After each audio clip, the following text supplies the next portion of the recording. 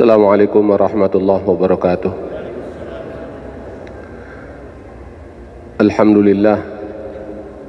Alhamdulillahilladzi arsala rasulahu bil huda wa dinil haqq liyuthirahu 'ala ad-dini kullihi wa kafaa billahi shahida. Ashhadu an la ilaha illallah wa ashhadu anna Muhammadan 'abduhu wa rasuluhu la nabiyya ba'dah. Allahumma salli wa sallim ala nabiyyina Muhammad wa ala alihi wa sahbihi wa ansarihi wa junudihi wa man jahada fi sabilillahi ila yaumil qiyamah. Amma ba'du, fa ya ibadallah usikum wa iyaya bitaqwallah faqad fazal muttaqun. Qala Allah ta'ala fil Qur'anil Karim, ya ayyuhalladzina amanu ittaqullaha haqqa tuqatih wa la tamutunna illa wa antum muslimun. Wa qala aidan, inna Allaha wa malaikatahu yusalluna 'alan nabi ya ayyuhalladzina amanu sallu 'alaihi wa sallimu taslima. Wa qala Rasulullah sallallahu alaihi wasallam, man ahabba sunnati faqad ahabbani wa man ahabbani kana ma'i fil jannah. Sadaqallah wa sadaqa Rasulullah sallallahu alaihi wasallam. Jamaah salat subuh yang dimuliakan oleh Allah Subhanahu wa taala, jamaah halaqah subuh Masjid Jami' Az-Zikr Sentul yang berbahagia, yang sama-sama kita hormati Bapak Kiai Haji Abdul Syukur Yusuf, Ketua Pembina Yayasan Az-Zikra, Pak Khotib, Ustadz Hidayatullah, bapak-bapak, ibu-ibu, hadirin hadirat, para pemirsa dimanapun Anda mengikuti acara ini, semoga kita tetap dalam iman dan Islam hingga akhir kehidupan kita. Pada pertemuan kali ini tema kita adalah cinta umat kepada Nabi Muhammad sallallahu alaihi wasallam. Cinta umat kepada Nabi Muhammad sallallahu alaihi wasallam. Jadi umat Islam walaupun dia ditinggalkan Rasulullah sallallahu alaihi wasallam sudah 14 abad lamanya, tapi mereka masih beriman kepada Allah. Mereka masih beriman kepada Rasulullah, kepada kitabullah, kepada rukun iman yang lainnya, dan tidak bergeser sedikit pun keimanannya. Bahkan mereka mencintai Allah, mencintai Rasulullah, mencintai Al-Quran, melebihi cintanya kepada dirinya sendiri, melebihi cintanya kepada keluarganya, kepada anaknya, kepada harta bendanya. Keimanan semacam inilah yang dibanggakan Rasulullah SAW di hadapan para sahabat. Dan kalau dibandingkan dengan Bani Israel itu ditinggal oleh Nabi Musa AS awalnya 30 hari, kemudian menjadi 40 hari, langsung berubah keyakinannya, langsung berubah orientasinya. Akhirnya dia buat patung berwujud anak sapi, emas ibu-ibu, emas emak-emak dikumpulin oleh Samiri. Itulah yang mereka agungkan, itulah yang mereka puja dan puji, itulah yang mereka sembah. Baru 40 hari. Kita umat Nabi Muhammad SAW 1400 tahun yang lalu. Nah, ini perlu kita bahas, ini perlu kita kaji, apalagi momentum saat ini, momentum bulan Rabiul Awal. Jemaah yang dimuliakan oleh Allah Subhanahu wa taala, karena berbicara masalah cinta umat kepada Nabi Muhammad SAW, perlu kita pahami ekspresi cinta itu macam-macam. Sama juga kita cinta kepada orang tua, ekspresinya juga macam-macam. Kita cinta kepada istri, orang tua cinta kepada anak, ekspresinya juga macam-macam. Silakan mengekspresikan cinta tersebut, asal jangan sampai bertentangan dengan syariat. Itu yang penting. Nah, sebelum lebih jauh kita akan lihat dulu ini gambar. Ini adalah tempat di mana Rasulullah SAW dilahirkan 14 abad yang lampau. Posisinya itu sebelah timur dari Masjidil Haram. Alhamdulillah, inilah satu-satunya bangunan yang tidak dihancurkan oleh pemerintah Saudi. Kalau yang lainnya sudah. Rumah Siti Khadijah udah habis, rumah Sayyidina Abu Bakar, kemudian rumah-rumah yang bersejarah dahulu itu sudah habis. Rumah Arqam bin Abil Arqam udah habis.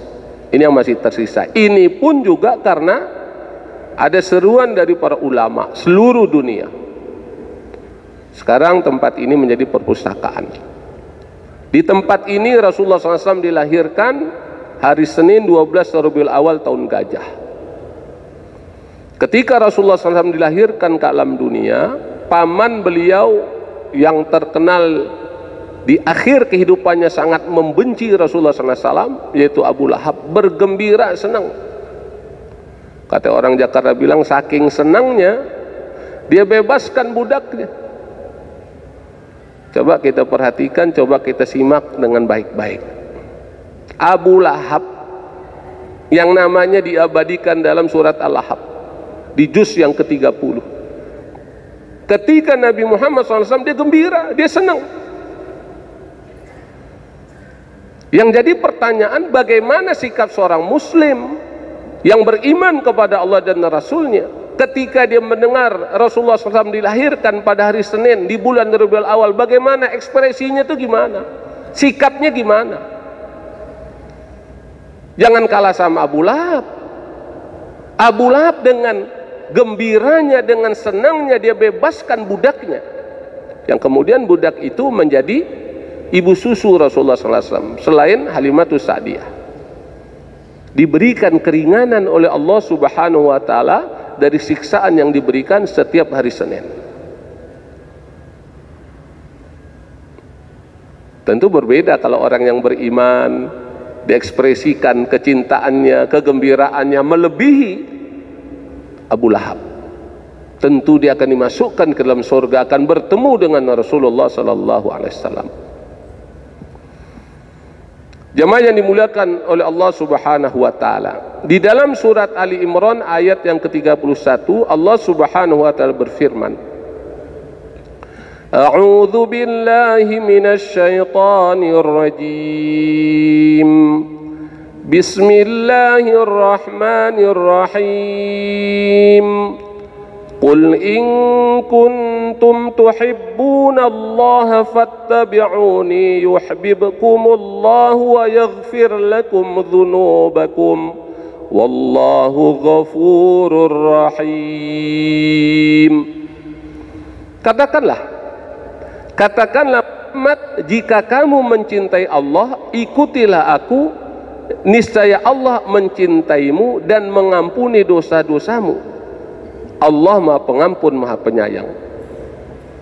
Jadi kalau kita mengklaim diri cinta kepada Allah, kalau kita mengklaim diri memiliki akidah yang kuat, tauhid yang mantap, maka ikuti Nabi Muhammad SAW. Kalau kita sudah mengikuti Nabi Muhammad SAW, maka Allah akan mencintai kita dan Allah akan ampuni dosa-dosa kita. Kalau Allah sudah mencintai kita, maka semua problem kehidupan kita, masalah kehidupan kita akan ditolong, akan dibantu oleh Allah Subhanahu wa Ta'ala dengan segera. Allah udah cinta, pemilik alam semesta, pemilik langit dan bumi, mencintai seorang hamba, maka malaikat pun juga akan membantu orang tersebut. Dan ingat, manusia yang paling dicintai oleh Allah Subhanahu wa Ta'ala adalah Rasulullah Sallallahu Alaihi Wasallam. Karena Rasulullah SAW orang yang paling bertakwa, imamul muttaqin, penghulu segala nabi dan rasul. Jemaah yang dimuliakan oleh Allah Subhanahu wa Ta'ala, kita beruntung sebagai umat Nabi Muhammad SAW. Kenapa kita beruntung? Karena Nabi kita adalah pemimpin di kalangan para nabi dan rasul, orang yang paling mulia. Banyak keutamaan umat Nabi Muhammad SAW dibandingkan umat terdahulu. Mungkin lain waktu kita akan bahas. Tapi yang jelas adalah umat Nabi Muhammad SAW, walaupun usianya pendek, usia singkat, tapi dia memiliki keutamaan pahala yang besar di sisi Allah Subhanahu wa Ta'ala. Ini kita duduk begini aja niat itikaf, udah dapat nilai kita sampai pulang. Ini malaikat yang ada di sekeliling kita, cuman kita aja nggak ngelihat. Ini mendoakan kita sampai kita pulang. Allah maghfir lahu warhamhu, Allah maghfir lahu warhamhu. Ya Allah, ampunilah dosanya, rahmatilah dia, ampunilah dosanya, rahmatilah dia. Itu yang doain malaikat. Makhluk kalau tidak pernah melakukan dosa dan maksiat. Dan kita berkeyakinan doa malaikat mustajab di sisi Allah. Makanya Anda boleh buktikan, orang kalau di masjid tenang. Kata orang Betawi bilang, saking tenangnya. Ada nggak yang begitu? Ada nggak yang begitu? Udah jangan dicolek, jangan dibangunin. Dia udah dapat ketenangan, alhamdulillah. Mungkin di rumah nggak tenang, anaknya bejibun. Tuh bejibun, tuh bahasa tinggi tuh. Anaknya banyak, belerot. Cucian menumpuk, tugas belum kelar. Dia datang ke masjid, alhamdulillah, tenang. Makanya kalau ingin mencari ketenangan, datang ke masjid, jangan ke diskotik, jangan ke mall. Kalau ke mall kita puyeng, ini mau dibeli, ini mau dibeli, ini mau dibeli. Duitnya cekak lagi. Tahu cekak nih bahasa tinggi saya gunakan dah. Karena yang saya hadapi ini orang hebat-hebat semua nih. Makanya ke masjid udah. Bahkan langkah kita aja ke masjid itu dapat nilai di sisi Allah. Kita angkat kaki kita, diangkat derajat kita. Diturunin kaki kita, Allah ampuni dosa kita. Nah, jamaah yang dimuliakan oleh Allah Subhanahu wa Ta'ala. Nah, kemudian lanjut lagi. A'udzu billahi minasyaitonir rajim. Bismillahirrahmanirrahim. Wa ma arsalnaka illa rahmatan lil alamin.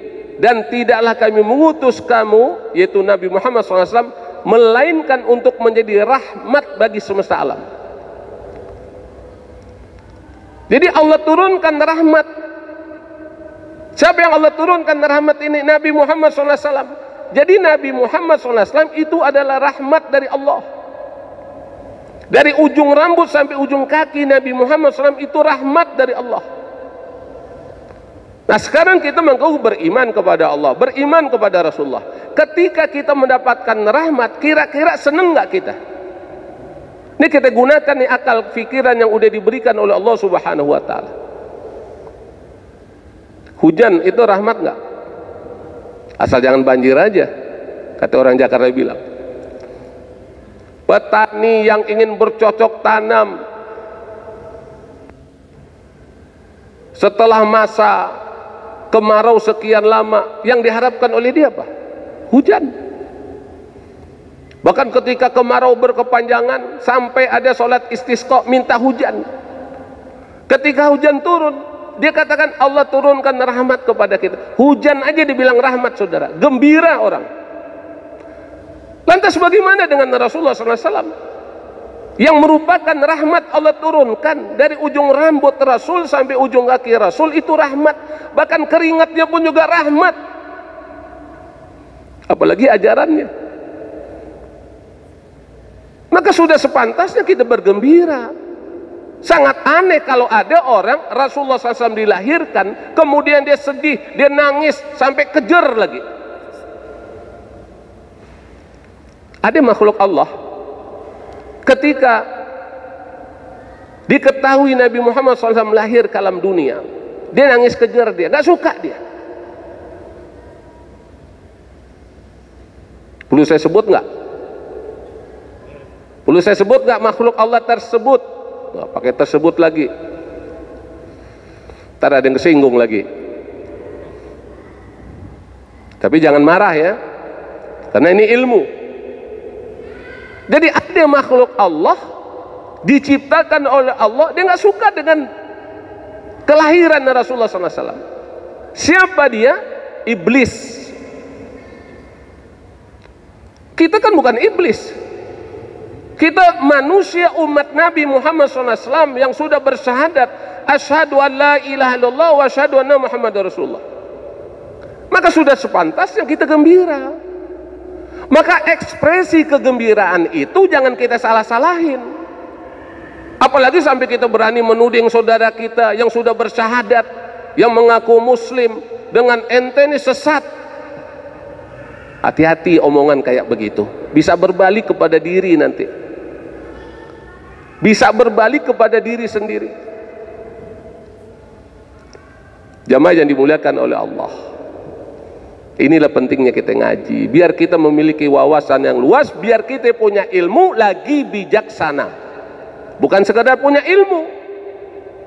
Sebab kalau sekadar punya ilmu, Anda bisa ikuti dengan program pelatihan, kursus, kuliah, S1, S2, S3, mungkin bergelar profesor. Tapi apa menjamin bijaksana? Belum tentu. Sebab kalau tidak bijaksana, ini akan fatal. Saya ingin memberikan contoh. Kalau Anda baca kitab Riyadhus Shalihin bab taubat, ada kisah orang yang taubat kepada Allah. Kalau istilah sekarang hijrah, kan lagi keren istilah tersebut. Ada kelompok hijrah, ada komunitas hijrah. Alhamdulillah. Ini ada orang bermaksiat, maksiatnya nggak tanggung-tanggung, membunuh 99 orang. Dia tanya kepada seseorang yang berilmu. Nggak mungkin dia tanya sama orang gila, nggak mungkin dia tanya sama orang blow on. Saya berkeyakinan dia tanya kepada orang berilmu. Ya bahasa kitanya kira-kira begini, Pak, saya membunuh 99 orang, gimana Pak? Kira-kira dosa saya diampuni Allah enggak? 99, satu aja dosa besar. Ini 99 lo bunuh. Gimana Allah pengen ampuni dosa kamu 99 orang? Sedih dia, ya Pak, kalau gitu tanggung satu lagi dah. Genep 100. Karena nggak bijaksana, saudara. Ilmu sih ada, tapi nggak bijaksana. Kalau dia bijaksana, dia akan paham yang punya pintu tobat Allah Subhanahu wa Ta'ala. Yang punya pintu taubat Allah, yang punya surga neraka Allah, bukan kita. Kita ini cuma menyampaikan wa ma alaina illal balagul mubin. Kita ini memberikan motivasi kepada umat untuk bertobat kepada Allah, untuk mendekatkan diri kepada Allah, untuk mencintai Rasulullah. Kita nggak punya hak, saudara. Walaupun orang itu berzina, berkali-kali dia berzina dengan wanita kulit putih, kulit hitam, kulit sawo mateng, macam-macam wanita dia tiduri, saudara. Tapi pintu tobat bukan di tangan kita. Kita hanya bisa menyuruh orang tersebut untuk bertobat kepada Allah, minta ampun sama Allah. Tapi orang yang membunuh 100 orang tadi, dia masih ingin bertobat kepada Allah. Dia datang orang berilmu lagi bijaksana, Pak, saya udah 100 orang saya bunuh, kira-kira saya masih bisa bertobat nggak? Allah ampunin nggak dosa saya? Oh masih. Selama matahari belum terbit di sebelah barat, selama roh belum sampai di tenggorokan, Allah masih buka pintu tobat. Tapi ada syaratnya. Kamu jangan tinggal di sini. Kamu pergi ke tempat di sana, tempat khusus untuk pertobatan. Benar dia pergi. Belum sampai di lokasi, belum sampai di tempat tersebut, dia meninggal dunia. Dalam riwayat dikatakan malaikat sampai bingung. Kata yang satu malaikat, wah ini jatah saya nih. Orang belum sampai, masih jalan, meninggal lagi. Kata yang satu, oh kan udah niat, dia sudah ada keinginan untuk tobat. Akhirnya tanya sama Allah, kata Allah, hitung langkah kakinya kemana yang lebih banyak. Lihat, Allah Ghafurur Rahim. Dalam kelahiran Rasulullah SAW, kita pun juga harus bijaksana, bukan sekedar ilmu. Kita harus tahu bagaimana psikologi masyarakat, kemudian bagaimana karakteristik masyarakat, kebiasaan masyarakat. Jamaah yang dimuliakan oleh Allah Subhanahu wa Ta'ala. Wa ma arsalnaka illa rahmatan lil alamin. Allahumma salli wa sallim ala nabiyyir rahmah wa syafi'il ummah. Ini selawat untuk Rasulullah SAW. Di dalam surat Al-Ahzab Surat 33 ayat 56 Allah Subhanahu wa taala berfirman, dan ayat ini yang sering dibaca oleh khotib, siapapun khotibnya. Karena dalam mazhab Imam Syafi'i, berselawat untuk Rasulullah SAW itu termasuk rukun. Khotib mengingatkan dengan firman Allah, innallaha wa malaikatahu yusalluna 'alan nabi ya ayyuhalladzina amanu sallu 'alaihi wa sallimu taslima. Allahumma salli ala Sayyidina Muhammad wa ala ali Sayyidina Muhammad. Allahumma salli ala Sayyidina Muhammad wa ala ali Sayyidina Muhammad. Allahumma salli ala Sayyidina Muhammad wa ala ali Sayyidina Muhammad. Sesungguhnya Allah dan para malaikatnya berselawat untuk Nabi. Bayangkan, Allah, Rabb pemilik pengatur penguasa alam semesta, berselawat untuk Nabi kita. Jadi Nabi kita ini bukan sembarang orang, saudara. Banyak orang, apalagi orang-orangan di sawah. Nabi kita bukan sebagai orang biasa, orang pilihan, Al-Mustafa. Allah, para malaikatnya berselawat untuk Nabi Muhammad SAW. Wahai orang-orang beriman, berselawatlah kamu untuk Nabi dan ucapkanlah salam dengan penuh penghormatan kepadanya. Penuh penghormatan. Wasallimu taslima. Dari sini kita mendapat pelajaran kalau ngomong berkaitan Nabi Muhammad SAW harus punya adab, punya etika. Orang-orang Turki pernah saya tanya, kok namanya nggak ada Muhammad, Mehmet, Ahmed? Saya tanya, Pak, apa jawabannya? Mehmet itu sebenarnya Muhammad, Ahmed itu sebenarnya Ahmad. Dia menyebut semacam itu agar jangan sampai ketika orang itu melakukan kekhilafan, kesalahan, dosa, kemudian jadi omongan masyarakat, nanti nabinya yang terhina. Dia nggak mau nabinya terhina. Makanya dia menjaga bagaimana perilakunya, akhlaknya, sikapnya. Jangan sampai mengundang orang melecehkan nabinya. Ya, namanya aja Muhammad, tapi bandar narkoba. Seneng nggak kita dengar omongan kayak begitu? Katanya Muhammad namanya, tapi tukang adu ayam. Enak nggak kedengar di telinga begitu? Secara nggak langsung akhirnya ke Nabi kita jadi kena getahnya. Makanya kalau kita punya anak namanya Muhammad, itu bagian dari doa agar anak kita berakhlak sebagaimana Rasulullah SAW, bukan berperilaku seperti Abu Jahal, Abu Lahab, Fir'aun. Seperti Nabi Muhammad, itu doa dari orang tua. Makanya yang diberikan nama Muhammad atau Ahmad, berdoalah kepada Allah, berikhtiar, berkomitmen untuk meneladani kehidupan Rasulullah SAW. Jamaah yang dimuliakan oleh Allah Subhanahu wa taala,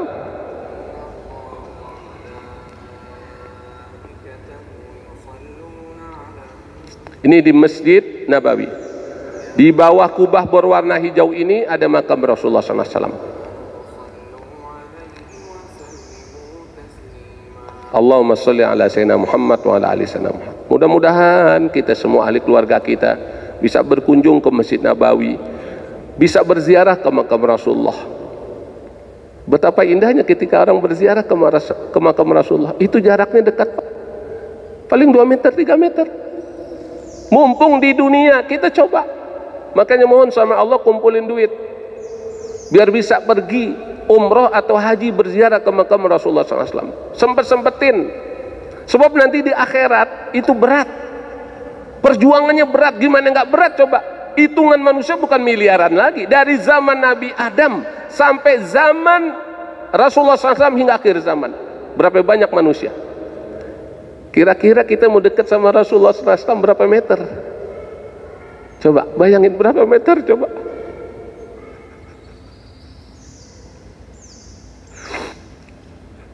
Makanya kalau orang bermimpi ketemu Rasulullah SAW, dia bersyukur kepada Allah. Sudah diperlihatkan wajah Rasulullah SAW.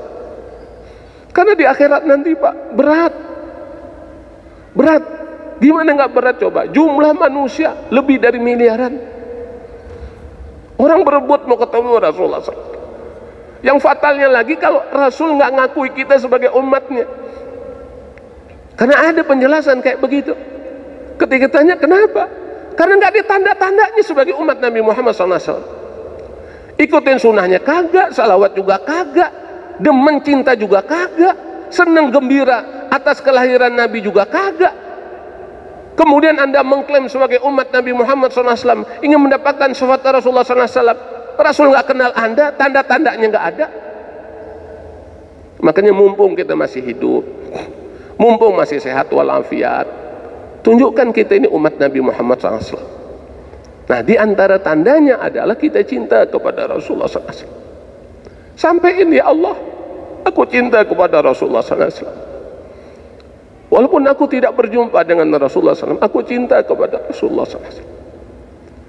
Nah, kemudian sering-sering bersalawat kepada Rasulullah SAW. Kalau salawat jangan sekali 2 kali, jangan 10-20 kali, minimal 100 kali. Saya sering sampaikan kepada jamaah, kalau saya ngisi maulid, ngisi pengajian, minimal 100 kali kita bersalawat. Minimal. Tapi kalau kita udah lazim, udah enak, udah nikmat, itu bisa 1000 kali, 2000 kali, 3000 kali. Enak kita ngomongin Muhammad SAW. Kita udah masuk Masjid Nabawi, nah ini makam Rasulullah SAW. Kalau ini dari sisi Raudhah. Jadi Raudhah itu antara rumah Rasulullah SAW dengan mimbar. Kalau kita berada di Raudhah, nih kita akan lihat nih. Ini di dalam ini ada makam Rasulullah SAW. Ada makam sahabat Rasulullah SAW, Abu Bakar Siddiq, kemudian Umar bin Khattab. Ini kalau kita lihat dari sisi yang lain. Jadi kalau kita mau keluar lewat sini. Ini makam Rasulullah SAW, kemudian ini makam Abu Bakar Siddiq, ini makam Umar bin Khattab. Nah, kita ketika lewat ini kita berselawat untuk Rasulullah SAW. Kemudian kita juga mendoakan Sayyidina Abu Bakar Siddiq dan Umar bin Khattab. Itu bagian dari akhlak seorang muslim. Karena jasa Abu Bakar Siddiq begitu besar, jasa Umar begitu besar, ya. Oleh karena itu kita nggak boleh mencaci maki Abu Bakar Siddiq, keluarga Abu Bakar Siddiq, Umar bin Khattab dan keluarga, nggak boleh. Kalau ada orang mencaci maki, dia nggak punya adab, nggak punya akhlak. Ini rumah Rasulullah SAW, sangat sederhana. Pemimpin dunia akhirat, rumahnya sederhana, saudara. Ini tempat tidur Rasulullah SAW. Orang kalau lihat begini malu dia dalam rumah tangga ketika dia bermewah-mewahan. Malu sama Rasul. Rasul yang udah dijamin masuk surga, kehidupannya biasa aja. Ini ada orang masuk surga belum jelas, tapi cinta dunianya nggak ketolongan dah. Makanya kenapa kita harus punya wara, kita punya zuhud, kita harus ikhlas. Itu dipelajari dalam akhlak. Oleh ulama-ulama itu dipelajari dalam tasawuf. Bukan kita nggak boleh cinta dunia, boleh, tapi jangan berlebih-lebihan. Ini saat wafat Rasulullah SAW dikubur di sini, di tempat tidur beliau. Dalam satu kitab yang saya baca, ada usulan sahabat agar Rasulullah SAW dikubur dekat mihrab. Tapi diingatkan oleh sahabat karena dia pernah mendengar Rasulullah SAW bersabda, Nabi itu meninggal dan kubur di tempat itu. Maka pendapat itu yang diterima. Ini keadaan setelah Rasulullah SAW dimakamkan. Kemudian ini makam Abu Bakar dan ini makam Umar. Nah, ketika ada makam Umar, maka kamar Siti Aisyah ada hijab. Lihat bagaimana mulianya Siti Aisyah, maksud saya Siti Aisyah,